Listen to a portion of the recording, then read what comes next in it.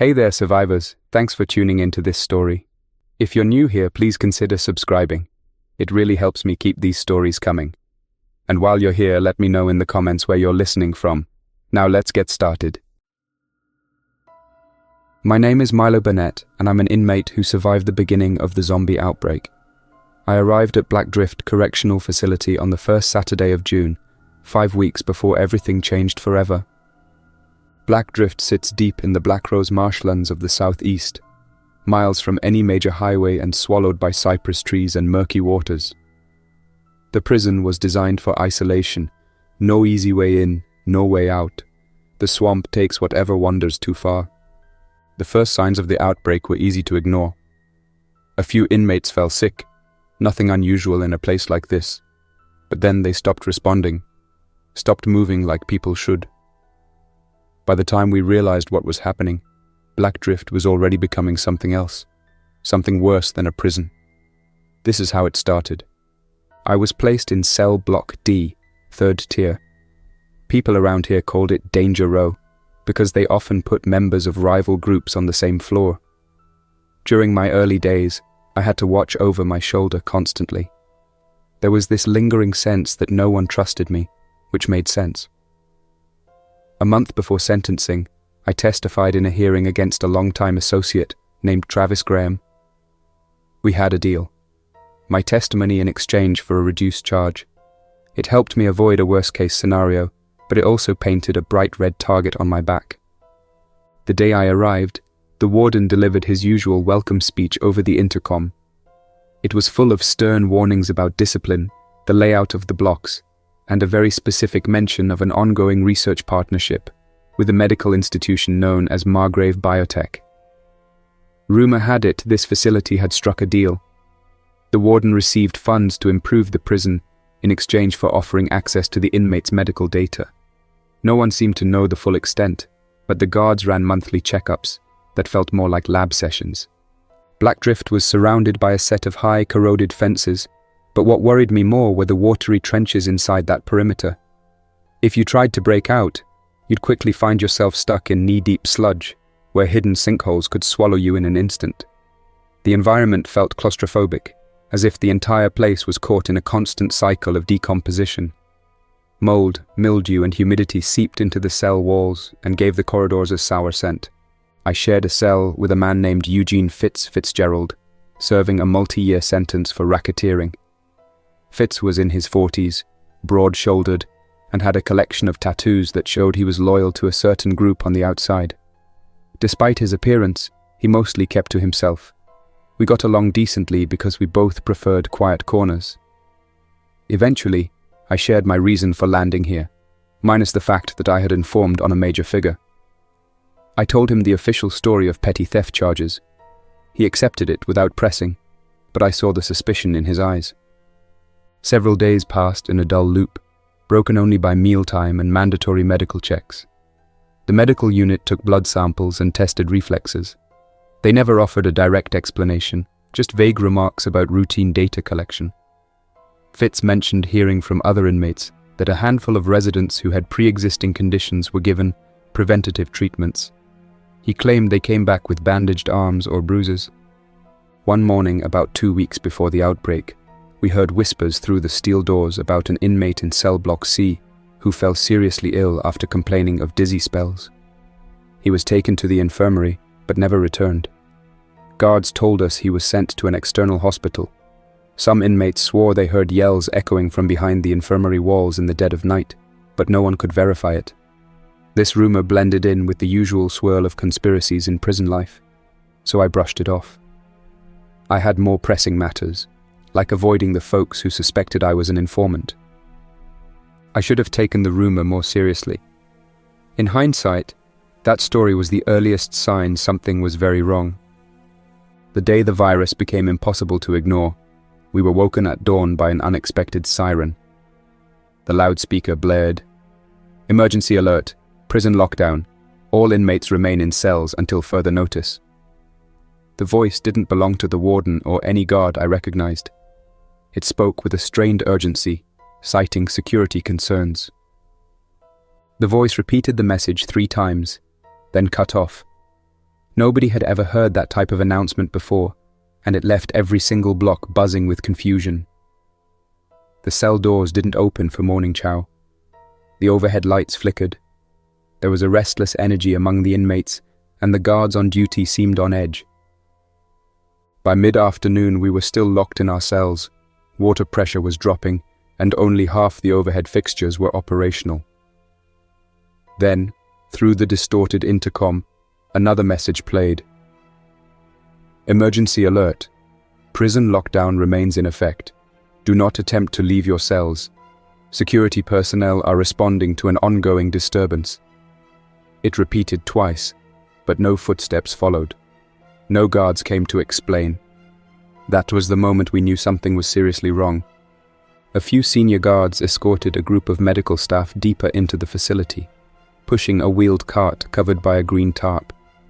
They passed in front of our tier, and I noticed boxes labeled with the words pathogen control. The staff wore thick rubber gloves and respirators. Fitz and I exchanged uneasy looks. He pressed his ear against the cell door. We could hear faint shouts from a corridor on the far side of cell block D. I recognized one voice as a guard named Officer Suarez. He was calling for assistance. Another guard responded with some frantic words.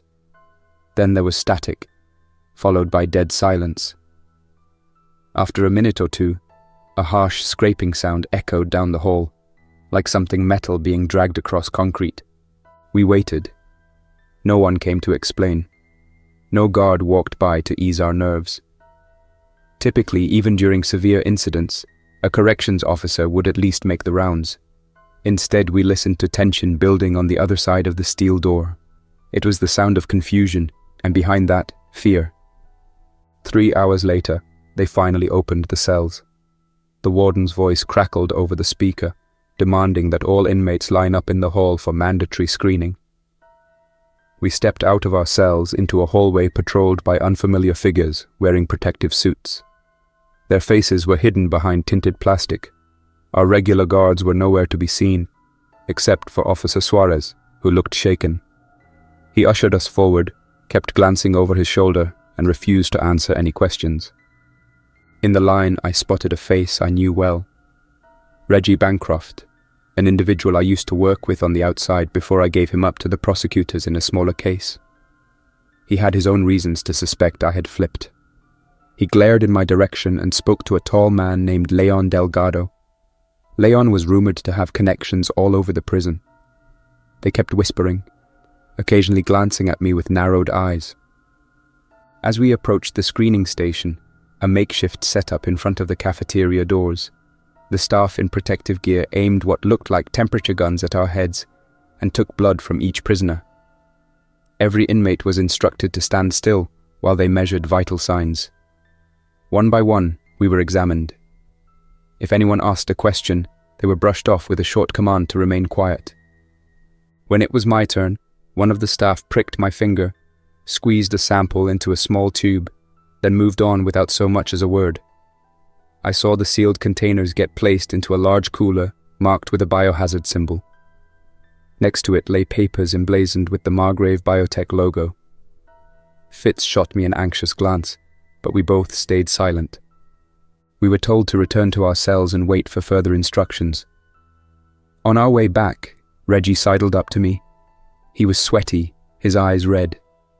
He leaned in and whispered, "I know exactly why you got out early." I said nothing. He nodded slowly, as though confirming his suspicions. Then a guard shoved him along, breaking that tense moment. Our group got split as we reached the branching corridors. A hush fell over cell block D when night arrived. Nobody wanted to talk about what was happening, but every cell door had an ear pressed against it. There was the occasional slam of metal in the distance, muffled pleas, the hum of the overhead lamps. Outside, the swamp insects droned like an off-kilter orchestra. I didn't sleep much that night. My mind churned with uneasy thoughts about the rumored experiments, the silent staff in hazmat suits, and the dark hallways that felt more like catacombs. Fitz tried to settle in, but he kept waking up, muttering about nightmares he couldn't quite recall. We both noticed an unsettling odor drifting from the vents, It was a thick, chemical smell, tinged with something sour. By morning, things got worse. We were awakened by the alarm again. Then a voice on the intercom shouted for everyone to remain locked down until further notice. Around midday, the lights in the corridor went black. We heard short bursts of radio chatter, the patter of hurried footsteps, and a string of words from a guard that included containment breach. The sense of unrest in the cell block became palpable. I realized my own safety might hinge on keeping Reggie from stirring up trouble. Fitz tried banging on the steel door, demanding to know if we'd get lunch, water, or any explanation at all. No one answered. The temperature in our cell rose, presumably because the ventilation system was malfunctioning or shutting down. With sweat running down our faces, we called out, but there was no sign of help. Then, around late afternoon, the power surged back on, though only partially. An emergency announcement crackled through the speakers. All staff, report to the infirmary. Immediate crisis protocol, sub-level labs. Sub-level labs? That was news to us. None of the inmates had been told about a lower level. The idea that there were hidden rooms beneath this building felt like something out of a rumor mill, yet here was an official announcement confirming it existed. Soon after, the entire cell block shook with chaos. A neighboring tier started yelling that a group of inmates had forced a guard to open their doors. Another rumor claimed that certain prisoners in solitary confinement had stopped responding entirely. Then came the heavy clang of a fire door being pried open. It was pure disorder. The usual system of guard supervision seemed to have collapsed. A handful of men in our block managed to figure out how to break the lock on the steel door at the far end of the hallway. They used metal pipes taken from a broken bunk. Fitz, who had experience with quick fixes, said we should check it out. At first, I hesitated. Creating more chaos felt risky. But the interior had become suffocating, and we had no food. Rumors were spreading that the virus was making people act in horrifying ways. We could only guess at what that meant. Fitz insisted we needed more information. We slipped into the corridor where the door had been forced open. I recognized a few faces from my previous life. Guys affiliated with Reggie. They were rummaging through a small maintenance closet. One of them, a man named Tony Price, tipped over a bucket and sorted through scattered tools. Tony noticed me but didn't say anything. Maybe he wasn't aware of the snitch story. Or maybe he didn't care. Meanwhile, Fitz pointed out a door leading to the yard. It was sealed tight with a digital keypad that no longer showed any power. The hallway led us around a corner to a double door labeled Staff Only. Through the small window set in the door, I saw a flickering fluorescent light. We opened it cautiously. The corridor beyond was silent, lined with offices and a break room. That's when we noticed the thick lines of dried mud tracked across the floor. It looked like someone had trudged in from outside with boots caked in wet soil. We tiptoed forward, unsure if we'd encounter staff, inmates, or something else entirely. One of the doors on the right was ajar. The sign read, Facility Warden, Richard Halford. Fitz raised his hand and motioned for me to follow. We stepped inside to find the office in disarray. Papers covered the desk, and a large file cabinet was toppled, its contents scattered. A half-eaten meal was left on a plate, but the food looked days old. There was no one in the room. I saw a folder stamped with Margrave Biotech on the desk. Inside it contained a series of lab reports referencing a sample labeled TH04. The text spoke of a specialized treatment being tested on selected inmates. Most of the documents were technical. One line mentioned elevated aggression, necrotic tissue in advanced cases, direct correlation to ingestion or inhalation. Another page described a theory that the swamp's unique fungal spores were interacting with TH04, causing it to mutate.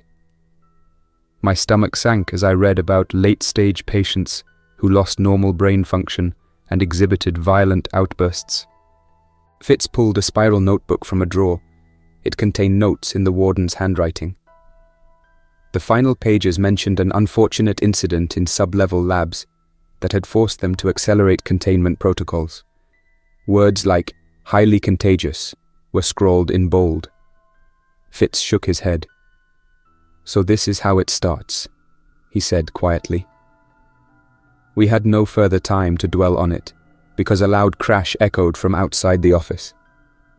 We hurried back into the corridor to find Tony Price and two other men backing away from something at the far end of the hall.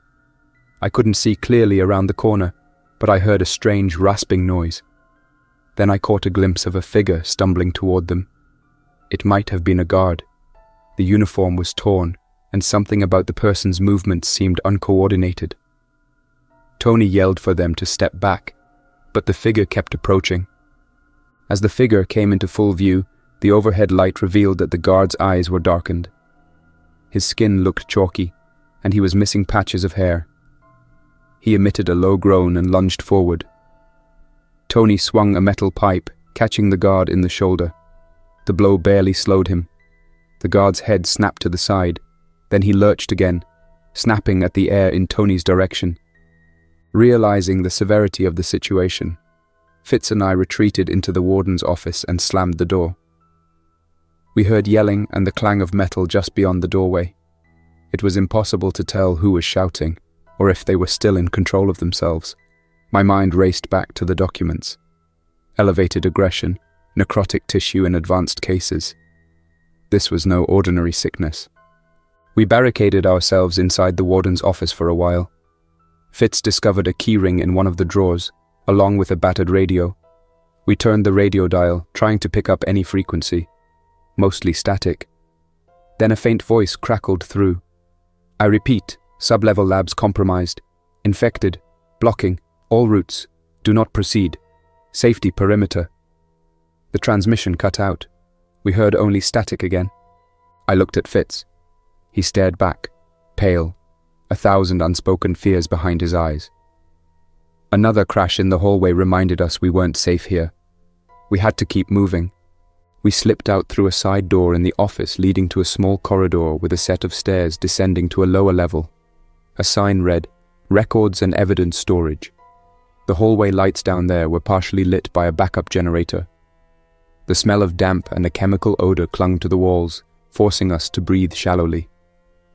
We passed rows of filing cabinets, shelves lined with seized possessions from inmates, and boxes labeled with case numbers. Toward the end of the corridor, we discovered a reinforced door. One of the keys on the warden's ring opened it. Inside was a windowless chamber stacked with sealed containers. Fitz pulled a flashlight from a shelf. Its battery was weak, but better than nothing.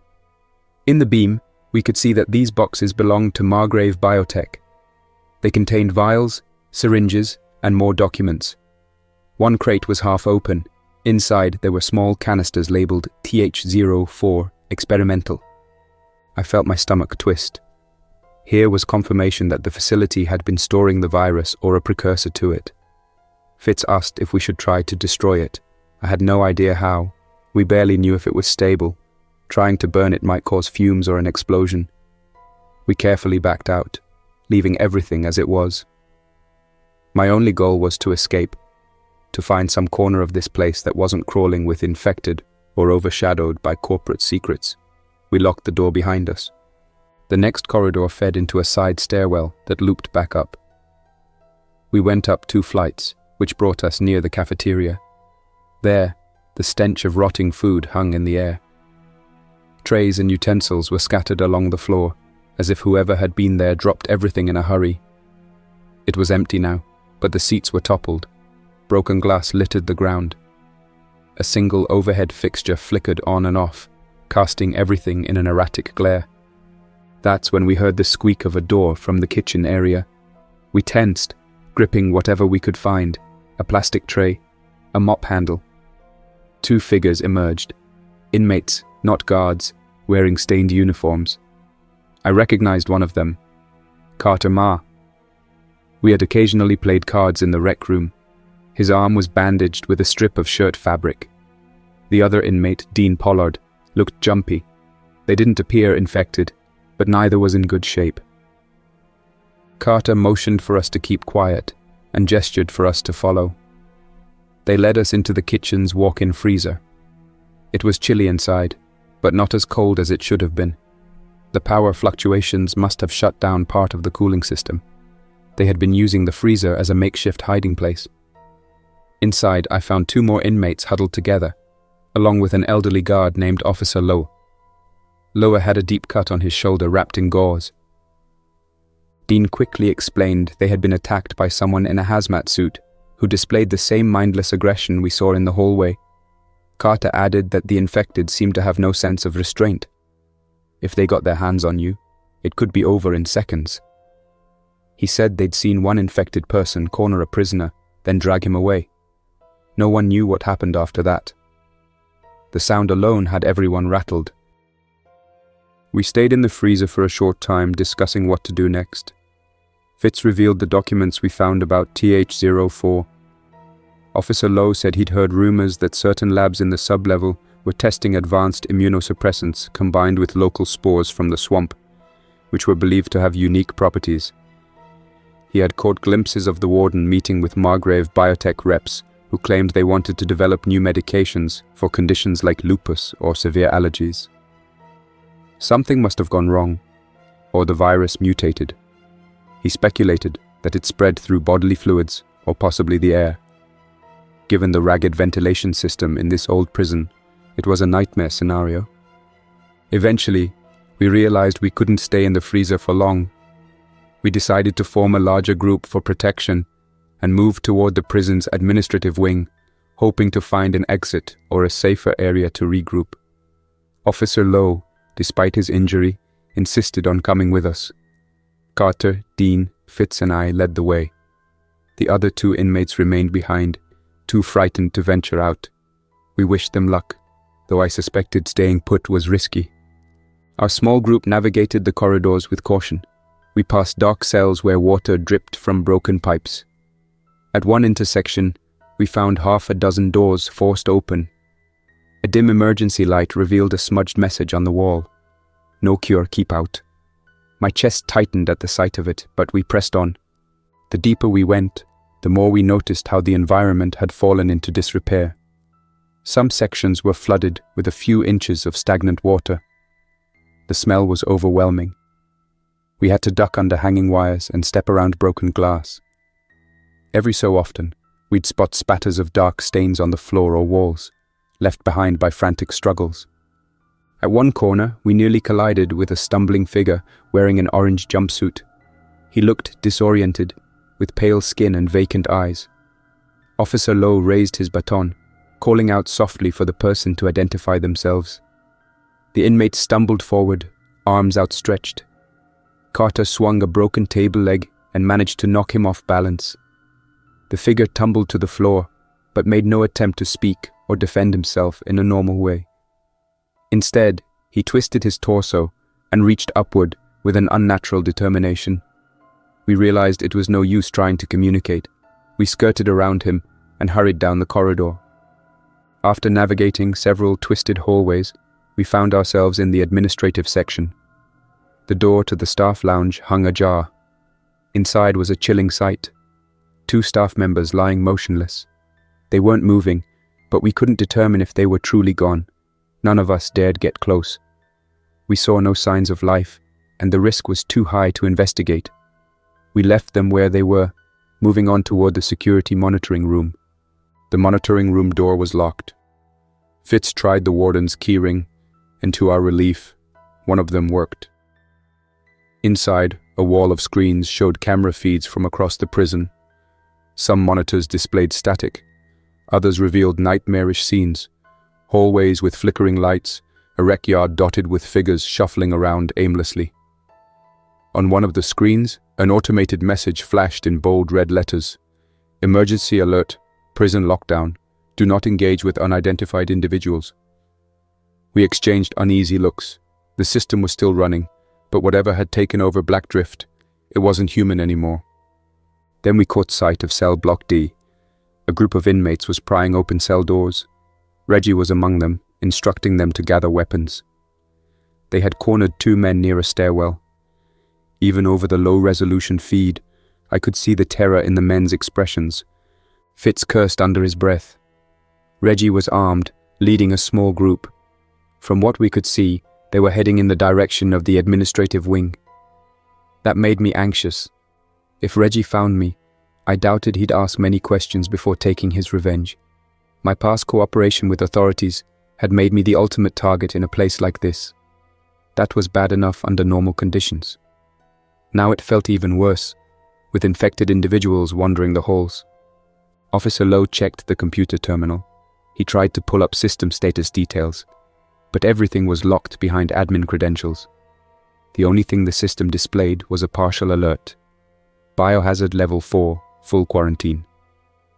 We discovered an option to open certain exterior gates, but it required the warden's personal password, which we didn't have. Suddenly the screen flickered, and the monitors switched to a black background with large text. Emergency lockdown, sub-level containment failure. It was followed by a repeating siren that played through the room's speakers. Officer Lowe grabbed the radio, trying to contact anyone. No response, only crackling static. When the monitors returned to normal, the cafeteria camera showed 3 more infected individuals stumbling around. It was clear the situation was spiraling. We left the monitoring room, figuring we should head for the loading dock. According to a layout we found pinned on the wall, there was a path to the dock through an industrial kitchen corridor that branched off the staff lounge. The hope was that we could slip out into the yard and maybe find a gap or a side gate. The swamps were treacherous, but if the facility was truly overrun, the outside might be our only shot. We headed back the way we came, intending to circle around to the lounge. Halfway there, we heard a loud commotion, footsteps and harsh voices echoing in the corridor. Carter peeked around the corner and jerked back quickly, eyes wide. "It's Reggie. He's got some guys with him," he whispered. With no other choice, we ducked into an unlocked office. It was pitch black. We remained motionless, trying not to breathe too heavily. I could hear Reggie's voice just outside the door, saying something about the little traitor and wanting payback. My throat went dry. I regretted every decision that led me here, but there was no going back. Eventually, Reggie and his men passed by. We waited an extra minute for the corridor to fall silent. Then we slipped back out and pressed on. My mind churned with the thought that Reggie was searching specifically for me. Between the infected and him, I was stuck between 2 threats. Near the lounge entrance, the corridor opened up into a wide hall that smelled strongly of mildew. Water dripped from the ceiling. An exit sign flickered above a pair of swinging doors. According to the map, those doors led to the industrial kitchen corridor. We pushed through. Inside, the overhead lights were partially functional, casting an uneven glow on large pots and pans. The floor was slippery with spilled liquids and scraps of old food. Rows of sinks lined one wall, next to refrigerators and supply shelves. We found the double doors at the far end that presumably led to the loading dock. Before we could reach them, a figure stepped out from behind a metal counter, blocking our path. My stomach tensed when I recognized Leon Delgado, the individual Reggie had been whispering with earlier. He had a makeshift weapon, possibly a sharpened piece of metal. At his side were 2 men wearing improvised armor made from guard vests. Leon studied our group, then fixed his gaze on me. He said my name with a bitter tone. "Milo Burnett, the big talker who cooperated with the feds." I tried to maintain composure, explaining we were only trying to find a safe way out, that the entire prison was collapsing. Leon smirked, replying that he had heard the rumors about me. He added that Reggie offered to share resources with anyone who caught me. Fitz stepped forward, telling Leon this was no time for grudges because we were all trapped in a nightmare. Leon shook his head. "Reggie says, you're the reason we're all in here, that your information put away some of his best people. Maybe that's what brought us to this prison in the first place. In my book, that's enough reason." Officer Lowe tried to reason with him, reminding him that a virus had broken out. Leon didn't seem to care. "We have bigger concerns," said Fitz. "None of us will make it out if we fight each other." Leon tilted his head, considering the words. We waited, uncertain if he'd step aside or come at us. Then, from out of nowhere, a loud crash erupted behind him. One of the industrial shelves toppled, scattering canned goods. An infected prisoner lunged at Leon's men, limbs thrashing. The corridor erupted into chaos. Leon turned, swinging his weapon, while his companions struggled with the infected figure. We seized our chance. Fitz grabbed my shoulder, and we sprinted around the melee, heading for the double doors. Carter, Dean, and Officer Lowe followed close behind. Leon shouted at us, calling us cowards, but we couldn't stop. We burst into the loading dock area, a concrete space with a large overhead door and a smaller side exit leading into the open yard. The overhead door was locked down tight, controlled by an electronic system that was obviously offline. The smaller door was barred from the outside. Judging by the heavy cross-brace we could see through a narrow window. We tried to open it anyway. It wouldn't budge. Officer Lowe pointed to a wall panel that might release the lock, but it was dark. No power. The hum of a generator somewhere in the distance was faint, but apparently it wasn't feeding this panel. Desperate, we explored the dock for any clues. Dean found a maintenance hatch on the floor near some pallets. We pried it open, revealing a damp ladder leading down into a concrete chamber about 6 feet below. It looked like an old storm drain or part of the prison's drainage system. We had no idea if it led anywhere, but it was a possible route to freedom or to a dead end. Either way, staying put was risky. We descended into the chamber one by one. The space was cramped, with stagnant water covering the floor. A small corridor stretched out, illuminated by the faint glow of emergency lights overhead. The air was stale. We trudged forward, the water rippling around our ankles. Carter nearly slipped on a broken pipe. Dean used the flashlight to guide us. The corridor eventually branched in 2 directions. One way led to a locked grate. The other turned sharply to the left. We followed the left tunnel. The walls were coated in algae, and it smelled worse than any place I'd ever been. Gurgling sounds echoed through the passage. On top of that, we heard a distant banging noise, like something was striking metal at irregular intervals. When we reached a junction, our flashlight picked up a sign indicating we were nearing the outer edge of the property. Officer Lowe tried to recall if this drain system connected to the swamp. He believed it might open up to a marshy ditch near the service road. If so, we'd be standing in the middle of the swamp. That was no paradise, but it was better than dealing with the virus in close quarters.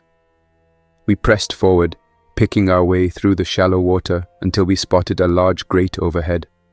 Beyond it lay a swirl of thick vegetation. Moonlight trickled in, suggesting we were outside the prison walls. We tested the grate. It was rusted, but locked from above. Carter rummaged in his pockets, muttering something about needing a tool. Fitz pulled out a small screwdriver he had taken from the storage room earlier. Together, they tried to wedge the lock open. Suddenly, the banging noise behind us grew louder, echoing off the tunnel walls. Something was approaching. Our group clustered together. The space was narrow, leaving us few options to dodge. Dean and Carter worked frantically on the lock. Officer Lowe readied his baton. Fitz and I searched the gloom behind us, straining to see what might appear. The water rippled. Then we saw a shape round the corner, hunched and limping. A second shape followed. They moved erratically, as if guided by instinct rather than reason. Officer Lowe raised his voice. "Hurry!" Carter gave one final push. The lock snapped, and the grate swung open. We scrambled up through the opening, pushing aside wet vegetation. The night air hit us like a physical force, heavy with the scent of swamp water and decaying plant life. Carter helped Officer Lowe climb out, mindful of his injured shoulder. Dean was next, and Fitz followed. I was last to emerge, in time to glance down and see the infected forms reaching the base of the ladder, their arms swiping uselessly at the rung. We found ourselves in a dense patch of waist-high reeds. The prison's perimeter fence loomed several yards away, partially obscured by the swamp's growth. The moon illuminated the murky water. Mosquitoes whined around our faces.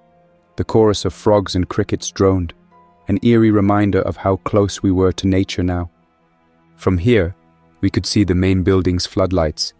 Parts of the yard were lit up, while others were completely dark. Shadows moved along the fence, possibly infected individuals, or maybe just stray guards. We couldn't be sure. We crouched among the reeds, catching our breath. Officer Lowe examined his shoulder dressing, which was soaked. Carter quietly checked his bandage. No one was in great shape. We had escaped the immediate threat inside, but the prison still towered behind us, and we had no clear plan for traveling through the swamp. Miles of bog stretched in every direction, dotted with cypress trees and hidden sinkholes. Fitz spoke first. "We can't stay right by the fence. The guards, or whoever's left, might spot us and think we're trying to escape." Dean added that the infected could wander out this way too. Officer Lowe winced and said we should move farther into the swamp, try to find the service road. I wasn't sure how we'd navigate that in the dark, but the alternative was heading back inside, which felt like a worse idea. So we crept along the fence line, searching for an opening or a place where the wires were loose. Every now and then, we spotted movement within the prison grounds, figures shuffling past floodlights, stumbling over each other. We kept going until we found a bend in the fence near a large drainage channel. At that spot, the fence was partially collapsed. Water had eroded the ground, causing the chain link to sag. We quietly waded across, clinging to the drooping metal. The water was rank, swirling around our waists. Carter almost lost his grip at one point. Dean and Fitz helped hoist him back. Eventually, we scrambled onto a muddy embankment on the other side. We were now officially outside the perimeter of Blackdrift Correctional Facility. But that didn't feel like victory. We stood in a shallow part of the swamp, surrounded by an unwelcoming wilderness. The moonlight helped us see enough not to trip over every root, but we had no map, no compass, and no certainty that we'd find a road. Without supplies, we were in danger of getting lost, dehydrated, or preyed on by animals. Still, the idea of going back inside was worse. The next few hours were a blur of slogging through the swamp, pushing aside hanging moss, dodging gnarled tree roots. We stumbled over rotted logs and half-sunk branches. Every so often, we paused to check if something was following us. The night was alive with the buzzing of insects. The ground squelched underfoot. Occasionally, a distant cry or groan would echo back in the direction of the prison, but it never sounded close enough to identify. We pressed on until we found a patch of slightly higher ground with a few cypress knees we could use as seats. Our clothes were soaked, our legs were covered in mosquito bites, and everyone was exhausted. Officer Lowe tried the radio again. No luck. Fitz quietly asked me if I thought Reggie would also try to flee. I had no idea. Maybe he was still inside, leading a group, or maybe the infected had cornered him. Carter's bandage was drenched, and he said he felt nauseous. He worried he might have been exposed to the virus. Dean tried to calm him, but the tension was there. We had no real means to treat a serious infection. Carter insisted he was just exhausted and dehydrated. We decided to rest for a while before attempting to move again. The plan was to search for the access road at dawn. We huddled in that patch of swamp, each of us lost in our own thoughts. I reflected on how I ended up here, turning in old associates to protect myself. Did I deserve this fate? Could I have done things differently? As I sat there, I couldn't shake the feeling that the virus wasn't just a random tragedy. It felt like a storm of secrets that had been brewing for months or years, and now it was unleashed. By the time the first pale light of morning crept through the trees, the swamp looked even more unwelcoming. Thick fog clung to the surface of the water, reducing visibility. Frogs croaked in the distance. We got up slowly, muscles stiff. Officer Lowe complained of dizziness. Carter looked worse, his face pale. Still, we trudged forward, determined to find any sign of civilization. After half an hour, we spotted an old wooden signpost sticking out of the water. It had an arrow pointing northeast with the words, "Service Road," painted on it. The paint was faded, but readable. A burst of hope rippled through the group. We followed that direction, weaving through the cypress trees, stepping on whatever solid ground we could find. At last, we stumbled onto a dirt path that rose above the water. The swamp receded slightly, replaced by thick brush on either side.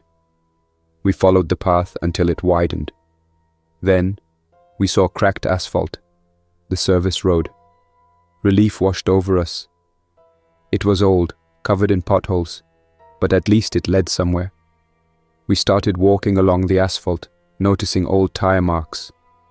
It clearly had been used at some point, likely for supply vehicles delivering goods to Blackdrift.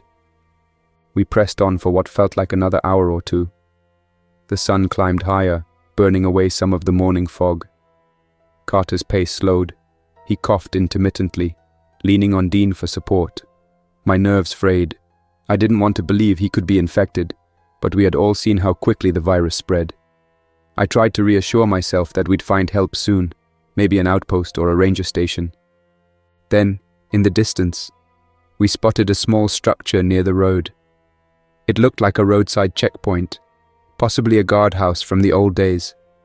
The building was small, with a chain across the road. We hurried over, hearts set on finding supplies. The windows were grimy. The front door was ajar. Inside, we found a dusty desk, a few filing cabinets, and a broken radio transmitter. No sign of any staff. A battered map hung on one wall, marking the route between Blackdrift and the nearest town about 25 miles away. Officer Lowe sank into a rickety chair, breathing heavily. Fitz rummaged through the desk drawers, producing an unopened bottle of water and some stale energy bars. Carter leaned against the wall, eyes half closed. "I don't feel so good," he murmured. We shared uneasy glances. Dean tried to get him to sip some water, but his hands trembled. We couldn't ignore the possibility that the virus was in him. We faced a dilemma: remain here and hope someone comes, or keep walking. We had no idea if any rescue was on the way, or if the infection had spread beyond the prison. The landline phone on the desk was dead. The radio transmitter wouldn't power on. Officer Lowe said he remembered seeing a searchlight or radio tower near a ranger station further up the road. He believed it was used by local game wardens who occasionally patrolled the area. If we could reach that station, we might find a working radio, or at least medical supplies. It meant traveling deeper into the swamp, but we didn't see an alternative. After a brief rest, we set off again, heading north along the service road. The morning light gave the swamp an otherworldly glow. Tall grasses swayed in a breeze that carried the scent of wet earth. Birds circled overhead, croaking out calls. Every so often, we'd spot the rustle of an alligator tail sliding into the water. There was no sign of infected humans this far from the prison, but that didn't ease the tension. Carter grew more unsteady with each step. Dean and Fitz had to support him on either side. At one point, we heard a helicopter somewhere in the distance. We scanned the skies, but thick canopy obscured the view. The sound faded quickly, leaving only the hum of insects. Could it have been a rescue helicopter, or maybe a private chopper? There was no way to tell. We pressed onward until we reached a crossroads. The path to the left led further into the marsh, according to the map. The path to the right climbed toward higher ground. Officer Lowe said the ranger station should be on higher ground, so we veered right. The sun beat down relentlessly, and we were running low on water again. Carter nearly collapsed. Dean urged us to stop and rest, so we did. Finding a shady spot under a cypress tree, we laid Carter down. He was sweating profusely. He asked if we thought the virus might be in him. Nobody answered, but our silence spoke volumes. Dean tried to cool him off with a damp cloth. Fitz scanned the horizon for any sign of a structure. Officer Lowe hovered anxiously, uncertain how to proceed. Carter's breathing hitched. He looked up at me. "Just keep going," he said. "Don't let me slow you down." Dean insisted we wouldn't leave him. We all agreed to stay together. In the distance, we heard a low rumble of thunder. Great. Rain might flood these already saturated paths, turning them into impassable bogs. As we huddled there, I spotted movement in the trees. My blood froze until I realized it was just a deer darting between the trunks. The swamp was full of illusions, shadows and shapes that played tricks on your eyes. But after everything we'd witnessed at Blackdrift, any movement put us on edge. We continued on, step by agonizing step. Eventually, After what felt like an eternity, the trees thinned out, revealing a clearing. There, on a slight rise, stood a modest structure with a radio tower behind it. It had a weather-beaten sign reading Old Marsh Ranger Station. Relief washed over us. We approached cautiously, unsure if the place was inhabited. The front door was locked. Fitz tried the warden's keys out of habit, but none fit. Officer Lowe found a window around the side that was slightly ajar. We managed to push it open further and climb inside. The station was small, 2 rooms, a kitchenette, and a radio console. The furniture was covered in dust. It seemed no one had been here for a while. Nevertheless, this was our best hope. Dean guided Carter to a chair, propping him up gently. Fitz searched for first aid supplies and found a basic kit in a cabinet.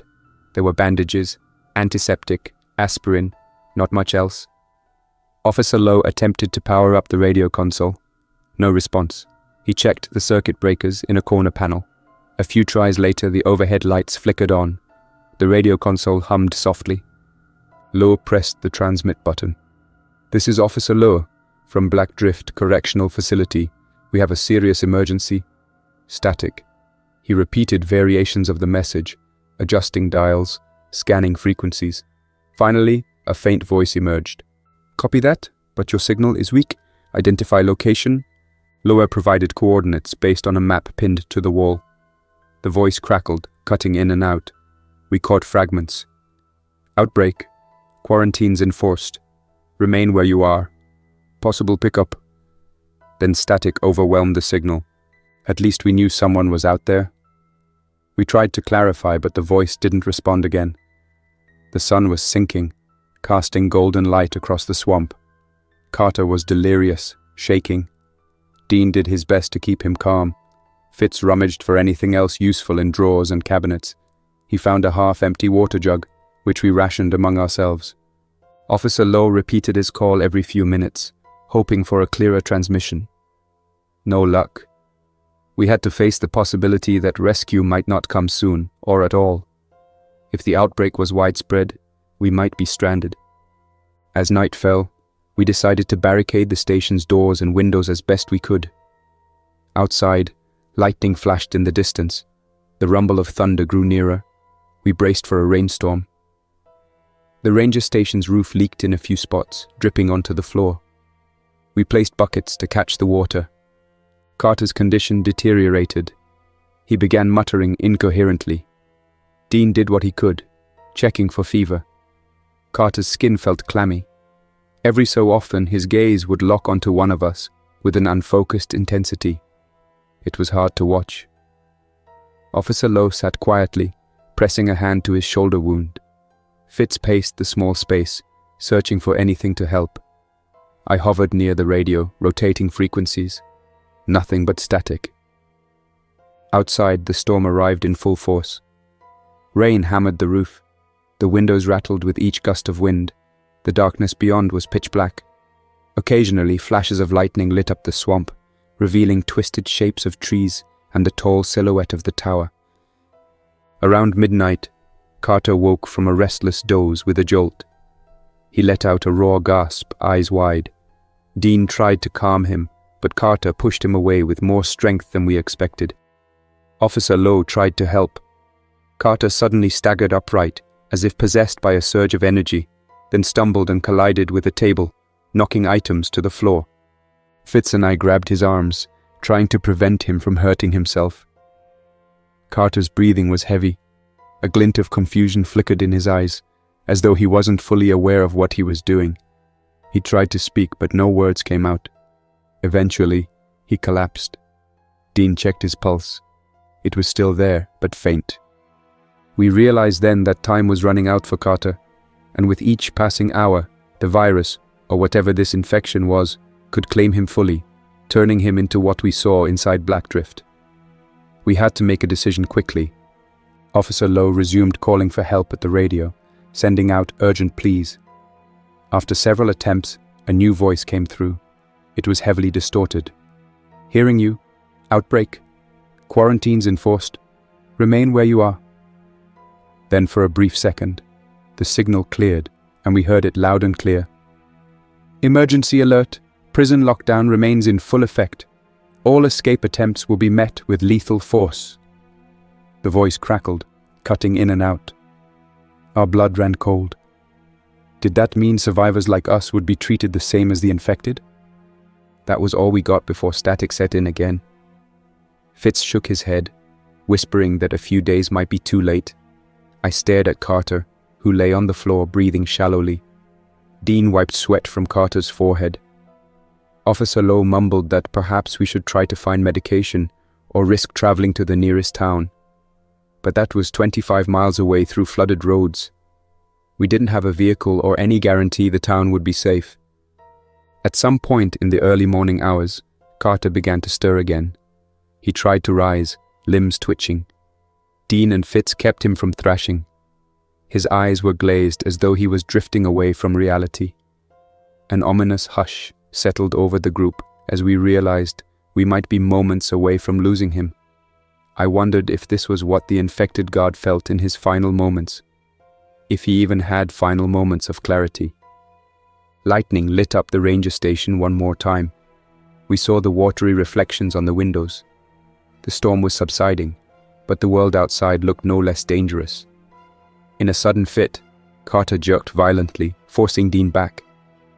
Lowe tried to pin him, and Carter opened his mouth in a reflex, almost snapping at the officer's arm. Fitz intervened, and we managed to restrain Carter again, but the look on his face was haunting. It was like he was trapped between consciousness and whatever primal rage the virus inflicted. With no medication, no method to treat him, we had no real options. "I'm sorry," Dean whispered, tears in his eyes as he watched his friend slip away. Carter's breathing slowed. Gradually he stopped fighting. For a long moment, no one spoke. At daybreak, we decided to open the doors to let in fresh air. Water pooled around the base of the ranger station. The storm had flooded the surrounding area. We stepped onto the small porch. Officer Lowe tested the radio again and got a brief signal. The same voice repeating that the entire zone was under quarantine. No updates on rescue. Behind us, Carter lay in a motionless state. Dean kept vigil. Fitz paced around outside, studying the tower. The humidity was stifling, and the sky looked like it might bring more storms. We hadn't eaten anything but stale energy bars since the previous afternoon. My mind lingered on the memory of Reggie, Leon, and the infected guard. The prison itself was probably in a worse state by now, overrun by a disease that devoured everything in its path. Officer Lowe confided that he wasn't sure how much longer he could manage with his injured shoulder. The cut was turning a troubling color, and we had limited antiseptic left. Fitz suggested looking for supplies in the swamp or a nearby fishing shack that might have been noted on the old map. The map, however, showed no such detail. It only showed a few major features. Dean eventually stepped out, quietly closing the door behind him. He looked shaken and said that Carter didn't seem to be breathing normally. We all exchanged glances, hearts heavy. The question hung in the air. Had Carter turned into something else, or was he simply gone? In the stillness of that morning, with the entire swamp around us, we felt a small glimmer of hope when we heard a distant rumble in the sky, possibly another helicopter. We saw a speck near the horizon, but it never came close enough to see us. We tried the radio again, to no avail. We stood there, uncertain, on the porch of the ranger station. Fitz kept watch, scanning the tree line for movement. Dean stared off into the middle distance, likely pondering if we should go back for help, or if we could even find any. Officer Lowe leaned against the railing, grimacing from the pain in his shoulder. As for me, I reflected on the past, the day I made that deal to inform on Reggie. I believed it would save my own skin, never imagining it would lead me to a swamp prison haunted by corporate experiments and a viral outbreak. Now I didn't know if I'd live to see another week. Everything was uncertain.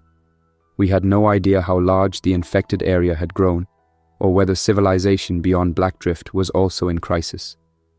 Inside the station, Carter's breathing sounded irregular, a soft, scraping sound. We had to decide what to do if he became fully infected and hostile. Could we bring ourselves to push him out? Would we abandon him? Dean wouldn't allow that easily. Officer Lowe mumbled that we might need to protect ourselves, no matter how hard the choice might be. For a moment, my eyes drifted to the broken transmitter. A small spark of determination flared within me.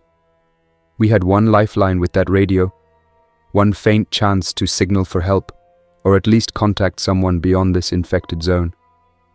I made a silent vow to keep trying every frequency, every trick, until I either reached someone or the batteries died. Giving up now wasn't an option. So here we are, trapped in a ranger station, somewhere in the deepest part of the Black Rose marshlands. We have no idea if rescue will arrive, or if the rest of the world is just as lost to this outbreak. Blackdrift Correctional Facility is behind us, presumably infested with those who fell victim to the virus, and possibly a handful of survivors like Reggie. We don't know if they made it out. We don't know if the warden survived, or if more infected roam the hallways. I'm writing these words down in an old ranger's logbook, since we can't be sure when we might get another chance to speak our truth. If help comes, maybe they'll find this record. If no one arrives, the swamp might consume all evidence of our existence. We're exhausted. Our supplies are few. Carter's condition is a ticking clock. But as the new day's light filters through the storm clouds, a fragile hope remains. Perhaps we'll find a way to make contact with the outside world. Perhaps we'll wander deeper into the swamp and stumble upon a small settlement or a rescue team. We don't know. What we do know is that a corporate experiment called TH04 sparked a nightmare, and we're caught in the middle of it. Some of us carry regrets about the choices that led here. We've lost friends. Our freedom is a hollow concept in this wilderness, and we don't even know if a cure exists. But we still have each other, and we still have the will to survive. I can't say how this ends. Maybe days from now a chopper will descend, and we'll be flown to safety. Or maybe the infection will reach us in this station, finalizing a story that began with secret experiments and a handful of desperate people who just wanted a second chance. The only certainty is that the swamp now holds us in its grasp, and the virus prowls close behind. Should anyone find this log, know that we tried to do right by each other. Know that we didn't set out to be heroes or villains.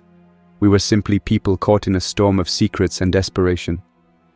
My name is Milo Burnett, and this is the best record I can leave behind of what really happened at Blackdrift Correctional Facility. Maybe, just maybe, we'll find our way out of the swamp. Or maybe the swamp will swallow us whole, just like it swallowed the prison that tried to hide its darkest secrets. That's all for now. Thanks for listening. If you enjoyed this story, don't forget to like and subscribe for more unsettling creepypastas. Your support keeps my channel alive.